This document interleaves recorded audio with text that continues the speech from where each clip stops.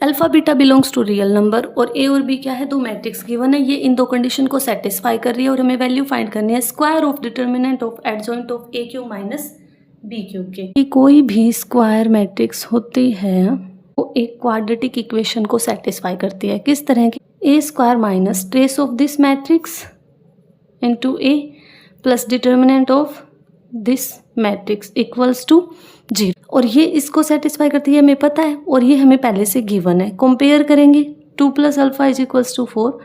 Alpha की value आ गई यहाँ से 2।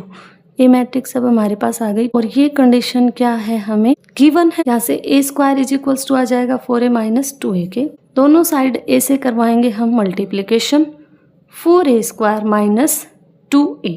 ए स्क्वायर की वैल्यू हम ये पुट कर देंगे इसके अंदर, 16a माइनस 8 आइडेंटिटी मैट्रिक्स और minus 2 A cube is equals 14a minus 8i। इसी तरह हम वैल्यू फाइंड करेंगे। अब बी क्या, एक स्क्वायर मैट्रिक्स गिवन है, ये भी एक कंडीशन को सेटिस्फाई करेगी।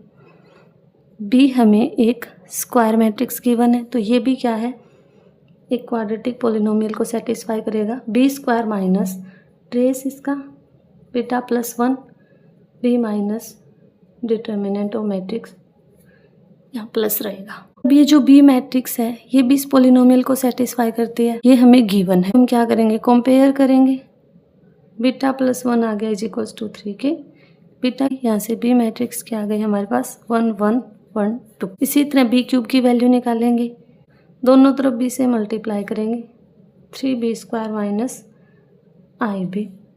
यहाँ वैल्यू पुट कर देंगे बी स्क्वायर के 8b माइनस 3i और हमें वैल्यू चाहिए ए क्यूब माइनस बी क्यूब।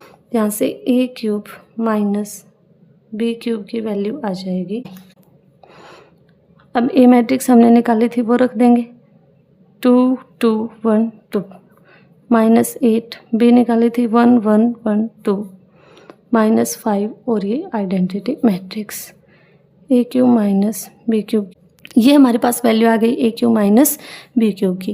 अब हमने लेट कर लिया कि c is equals to a cube minus b. अब हमें क्या निकालना है, एडजॉइंट ऑफ सी के डिटर्मिनेंट का स्क्वायर निकालना है। सी कोई मैट्रिक्स है, पहले इसका डिटर्मिनेंट निकालते हैं, इसका माइनस 15 और हमें निकालना है इसका। अब एडजॉइंट ऑफ सी का डिटर्मिनेंट क्या रहेगा, सी के डिटर्मिनेंट की पावर n माइनस 1 और n क्या होता है यहाँ ऑर्डर ऑफ मैट्रिक्स जो कि 2 है, तो ये क्या हो जाएगा सी के डिटर्मिनेंट के ही इक्वल हो जाएगा और इसका स्क्वायर करेंगे तो माइनस 15 का स्क्वायर 225।